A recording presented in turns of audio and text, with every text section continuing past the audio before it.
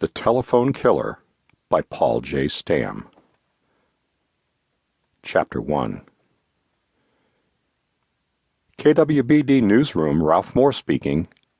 He wasn't happy about being assigned to answer the phone. He was a reporter, not a receptionist. "Ah, Mr. Moore, I recognize your voice. I just want to say how much I appreciate your reporting. You're the best reporter KWBD has. By the way, Mr. Moore, what time does the KWBD newsroom clock indicate?" The man spoke softly. His voice was low, melodious, cultured, and captivating. There was something about the voice and the fact that the man had complimented him that made Ralph look at the clock. 9:23, Ralph said, while at the same time wondering why he was answering the man. "Good. Our timepieces concur then, which means in 37 minutes, or at 10 o'clock this morning, if everything goes as I have planned, there will be a sizable explosion in the downtown area, resulting in considerable property damage and, hopefully, significant injury and loss of life. Because you are the station with the lowest ratings, I'm giving you the scoop on this," the caller said, and hung up. Ralph Moore sat there for just an instant, debating mentally whether or not the call was a hoax. He decided that whether it was a prank or not, it was terroristic threatening, which was a crime. He dialed 911.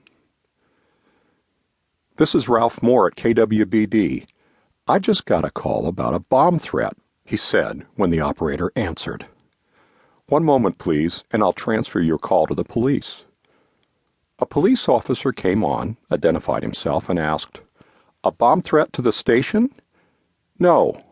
As best I can remember, he said the bomb would go off somewhere downtown at exactly 10 this morning. He said there would be lots of property damage, and he hoped people would get hurt." "Was there anything else?" the officer asked.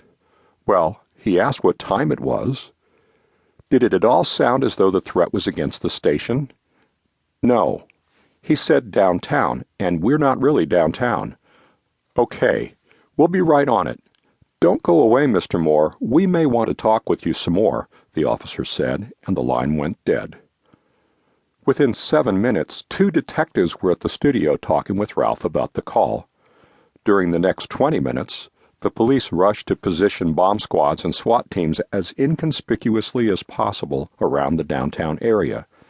Explosive sniffing dogs went through the most congested buildings and streets. Aside from that, everything was kept very low-keyed.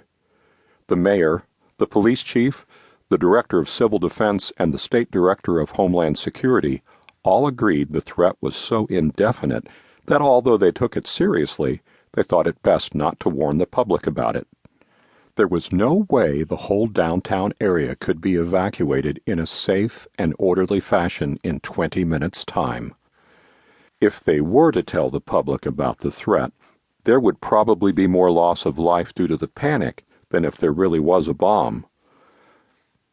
When the detectives left, Ralph considered calling his wife. The authorities asked the station not to make any broadcasts about the threat or even tell anyone about it. Still, there were those at the station who were calling relatives who worked downtown, advising them to get out of the area. Ralph didn't like that his colleagues were disobeying instructions. He was a law-abiding citizen, who never exceeded the speed limit except accidentally. Ralph's wife worked on the 19th floor of the First National Bank building. What Ralph hoped was the bomb was in her building, on the 18th floor, directly under the office in which she worked. Hopefully, she would be one of those killed in the tragic and dastardly act. In addition to being free from her, the $100,000 life insurance policy they had on each other, with a double indemnity clause, would get him $200,000. But he couldn't be that lucky. Nevertheless, it was pleasant to think of her being killed in an explosion.